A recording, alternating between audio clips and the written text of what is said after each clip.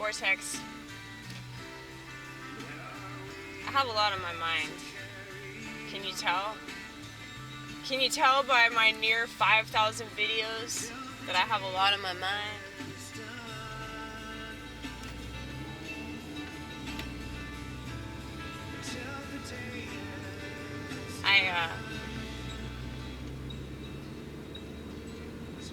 I kept crying earlier, and I was thinking to myself, if anybody saw me like this, they would just assume that I either need to be on medication or I need to like go to a psych ward or something.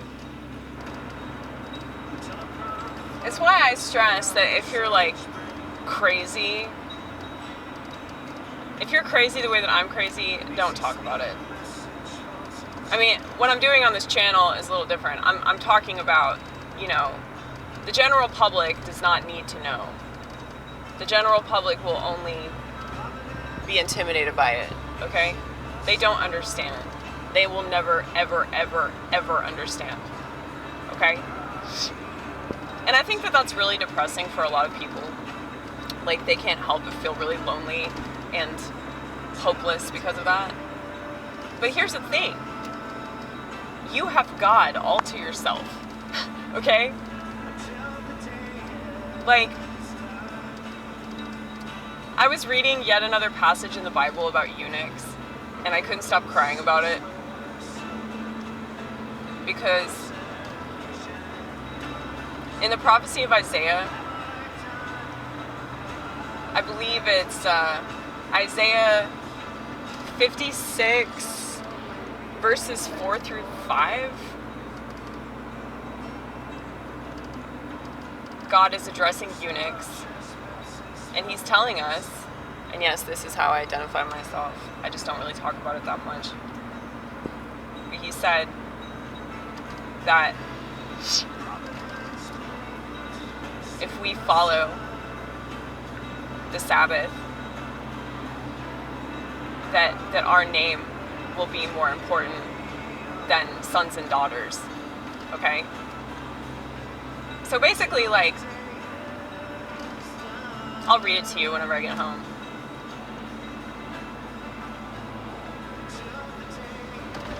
Basically,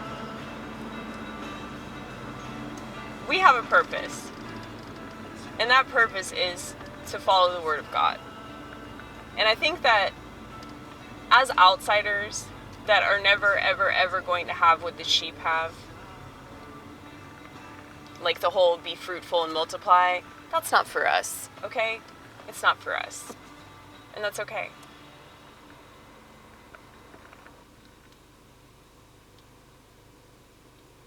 It's not like I'm so bothered by it, it's just that everybody else is. And, you know, when you live in a society, that society has certain expectations of everybody. And if you're not a sheep that marches in lockstep with everybody else, all those people that do that are going to be really mad at you. And they're not going to understand your existence. And they're going to call you a bunch of things that you're not. And they're going to think that you're selfish or narcissistic because you're not having kids. But I don't have the time to explain this. I just don't. And it's not like they would give a fuck anyway, you know? It's like people are so judgmental, and their judgment isn't righteous if it's coming from their ego. Because there's plenty of Bible verses that talk about these people that don't fit in with the rest of society, and that God still loves us, and there's still a purpose for us. But try telling that to somebody that thinks that the only way to be virtuous, or the only way to give a fuck about the future, is to have sex with somebody and breed. Okay, like, I think that if you're a really good person, like, you should do that. That would be beneficial to the world if you did that. And I know the world's a really shitty place, which is why it's that much more important for the good people that exist in this world to procreate so that the next generation is better.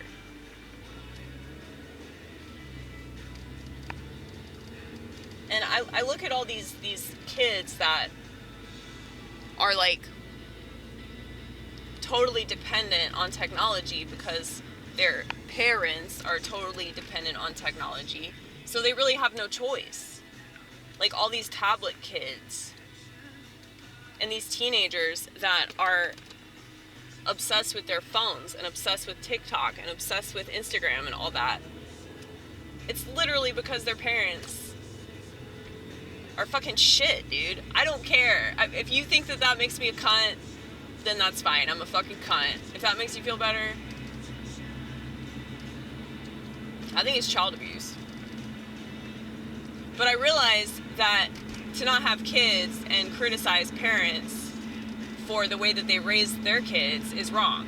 And I know how that sounds. I know exactly how that comes across. And I'm sorry if it seems really hypocritical and fucked up. But at the same time, it's like, objectively speaking, you don't have to have kids to know that beating them with a stick is probably not a good thing. Putting them in front of a television or a computer is going to be detrimental to their mental health, you know? And like, there are so many people in my generation, and I noticed this a long time ago, like when I was in high school, I noticed how stupid my generation is, okay? I mean, the fact that they all thought that 1984 was such a depressing book. They obviously didn't see it the way that I saw it. And I would say that millennials are the most mentally ill generation, okay? Millennials are the sickest, most technology-dependent generation. I mean, you think Zoomers are bad? Zoomers ain't got shit on millennials, dude. Millennials are way worse than Zoomers will ever be. Because at least Zoomers aren't killing their kids, okay? Like that's happening. Like everything I'm reading about involving like somebody going crazy and killing their kids, it's always a millennial. So, yeah, they're probably on an SSRI. I guarantee you. Like, all these medications that millennials are on are encouraging them to commit acts of violence. Okay? Because all these negative voices, we all have voices in our head. I don't know why schizophrenics take all the cake for that. But we all have voices. We have positive voices and we have negative voices. Those negative voices, because of SSRIs, so the antidepressants, those voices just get louder and louder and louder. I know because I've been on that medication.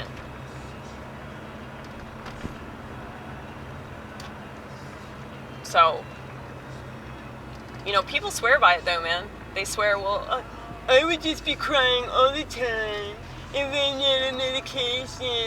I would be able to handle myself. Look, I'm not going to invalidate your experience. I'm not going to tell you that you're not having a hard time. I'm not going to tell you that you're not uncomfortable. But what I am going to tell you is that you need to suck it up and deal with it. Okay? Life is fucking hard. And it's especially hard if you're mentally ill in the most mentally ill country in the world that encourages people to stay sick and not get better. Okay? I'm sorry for you. I really am. But it's not going to get better until you can accept that you're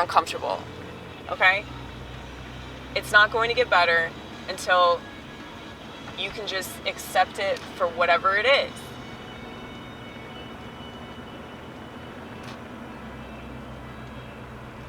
And it kills me that, like, you know, people are so hooked on these drugs, and, like, they're not even fun drugs. They're not drugs that are, like, enlightening you in any kind of way. They're darkening you. That's what they're really doing. They're not opening your mind or making you realize certain things about yourself. They're doing the exact opposite. They're turning off your consciousness. They're turning down your conscience.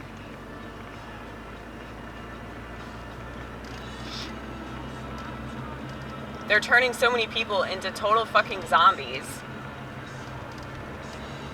And it's like, I really don't know which is worse.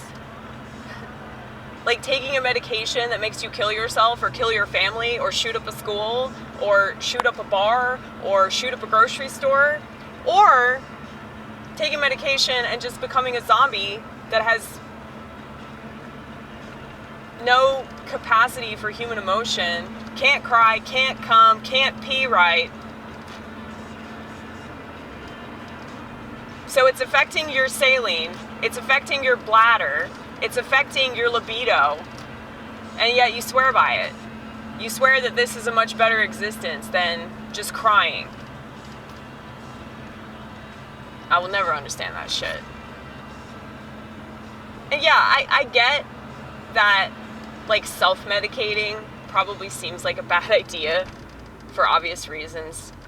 But here's the thing, though. If you're a self-aware person, I don't really understand why self-medicating is wrong. Because if you're self-aware, then that means that you'll probably notice if things aren't working out for yourself, you know? So I've been thinking a lot about, like, Alcoholics Anonymous, because I used to go to AA meetings when I was in my early 20s. Mainly because it was just something to do. It was like a way for me to pretend that I could be social. And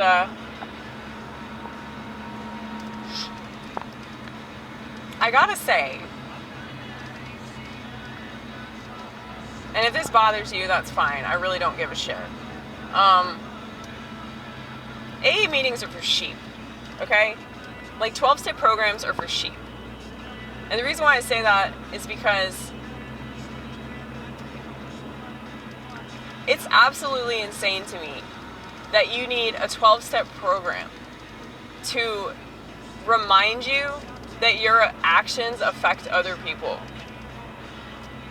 You need to work steps to understand that drinking all the time, or getting high all the time, or fucking random people, or whatever it is you're into, whatever it is that you're addicted to, like, you need a program to prove to you that that shit's not good for you.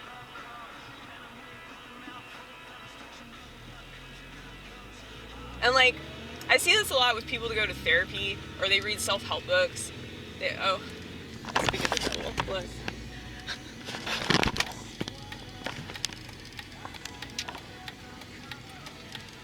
This right here, see all those cars? There they are. There's that meeting. It's an AA meeting right there. That was actually the last AA meeting that I attended. And I was just there to pick up a medallion so I could give it to my mother. I know I sound like such a judgmental cunt. Like, my mom got mad at me for this. She was like, you know, Amy, some people need that. Some people need that structure.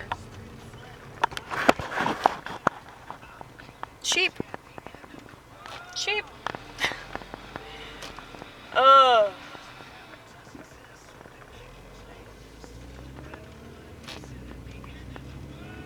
Look, I get that it helps some people, okay? I'm not, if you go to AA meetings or NA meetings, wherever you go to, I'm not telling you to stop going. Do not take that from this very hateful message that I'm sending, okay? Because I am not one to tell people what to do. I am not an authoritative person at all, but I will criticize the motherfucker out of everything. And the reason why I do that is because I criticize the motherfucker out of my damn self. I always have, I always will. Okay? I always question myself.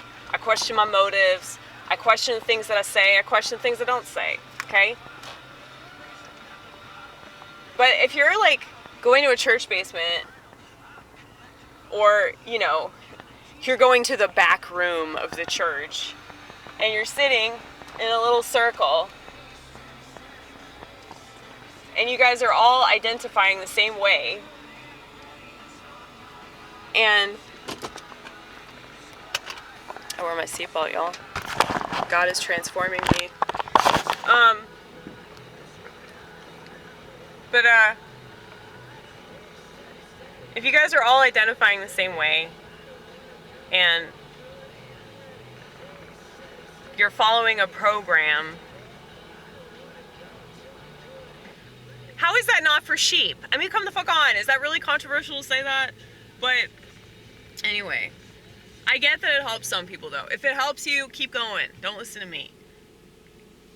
But anyway, yeah, I just remember, like, being really excited. Like, when I first started going to meetings, I was excited about it, but that's also because I was in my early 20s. And when you're in your early 20s, you're desperate for an identity. And I used to drink a lot, so it made sense to obsess about not drinking at all. But the longer that I attended meetings, the more I was convinced that it wasn't a good thing for me. And then I went back out and smoked a bunch of weed, and of course I ended up relapsing, but it's like I chose to do that. And I'm glad that I did, because it taught me a lot about myself. It taught me the lengths that I would go to debase myself. And I'm not afraid of myself. I'm not afraid of the darkness, because, you know, I've already experienced it. And, you know, that doesn't mean that I'm gonna start drinking again. I mean, hopefully not. But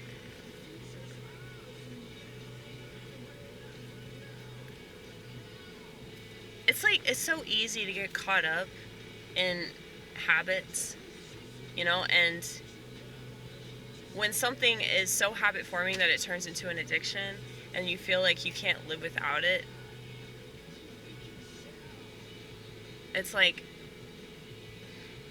that's such a hopeless state to be in. And I know that I've felt that way about so many things. I felt that way about alcohol, I felt that way about cigarettes, I felt that way about marijuana. And I remember, like, going to meetings and, like, thinking to myself, like, man, like, am I gonna have to do this for the rest of my life? Because if that's the case, I'm just gonna kill myself. Is that horrible? That's me, though, man, that's me. Like, I'm just anti-sheep, okay? That doesn't mean all sheep are bad, by the way. I know that I use that term as a pejorative a lot of the time, but, I mean, I think it's a good thing.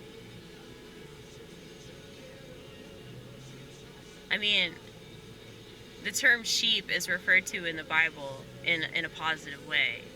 So, you know, if it weren't for the sheep, you know, like, we wouldn't have a future, because the non-sheep don't have kids. And I think about that a lot. Like, what if the non-sheep started having kids? Like, maybe this world would be better, but I just don't think that, like, me personally, I don't think that I could handle that. Like, psychologically, I don't think I could handle that. And also, I hate partnerships. So, it's like pulling teeth, like, trying to get me out of the house to, like, go see a friend, you know? I can't imagine, like, having somebody there all the time and them being in the same bed with me and having sex with them and ew. cigarette. But the thing is, people don't understand that. People don't understand, like, not wanting that. But, you know, asexuality, as well as homosexuality, I know that Christians don't want to hear this, but a lot of these things are reoccurring in nature. And there's a number of reasons for this, okay? You can say that it's because of sin in the world. You can say that it's because of capitalism, okay? All the crap that's in our products is changing people's hormones. And all it takes is one simple suggestion, or, you know, we were actually talking about this today at work, like kids that get molested and they convince themselves that they liked it. And they're gay for the rest of their life. And I'm not saying they're all that way because of that experience, but there are a lot of different contributing factors into why people are the way that they are, why they identify the way that they identify. And it's really stupid and disingenuous to just assume that it's like one thing or two things. It's usually like 15 different things. And I just think it's fucking lazy and super duper simple-minded for people to be like, oh, it's just because of sin.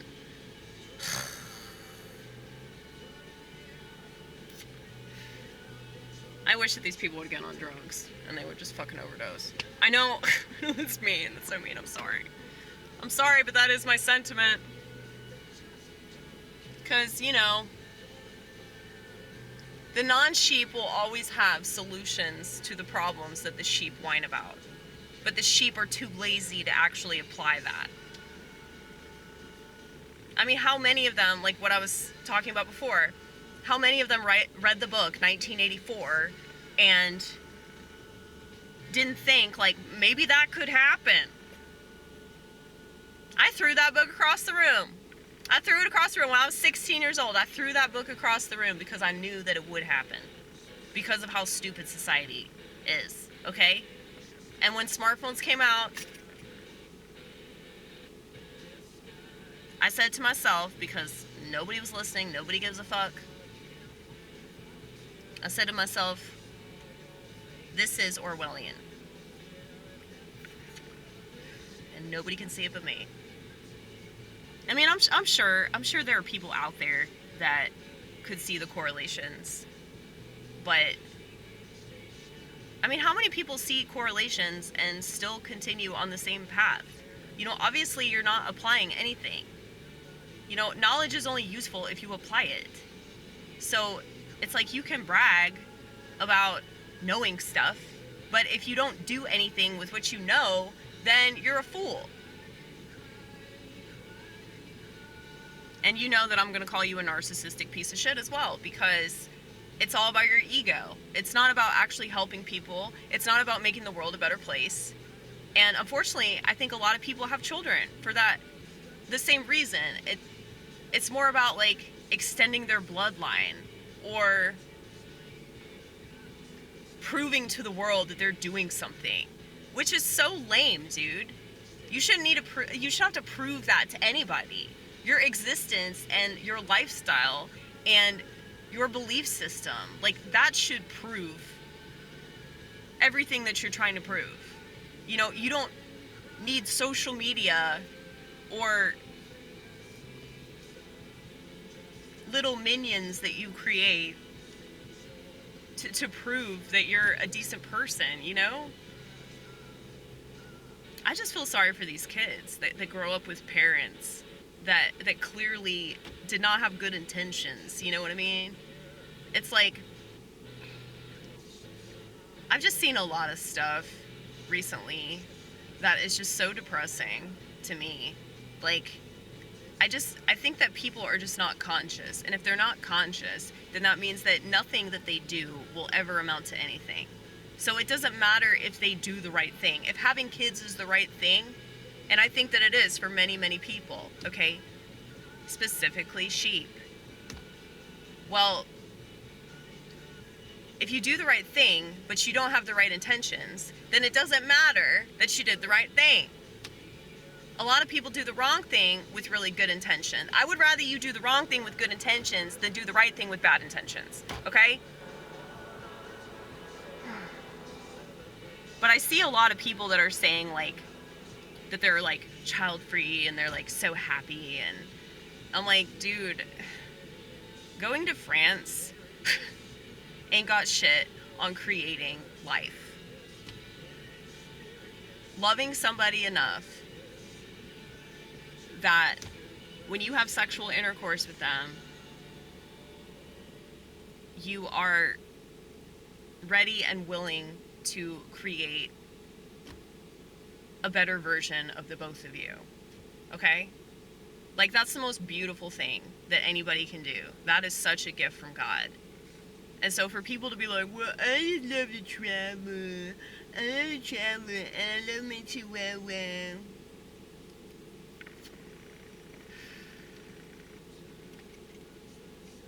The chihuahua isn't going to learn anything from you, though. I'm not saying you don't love your dog. I mean, you clearly do. You know, you dress it up in little outfits and pretend that it's a human and take it to protest rallies, right? Here's the thing. I don't want those people having kids, though.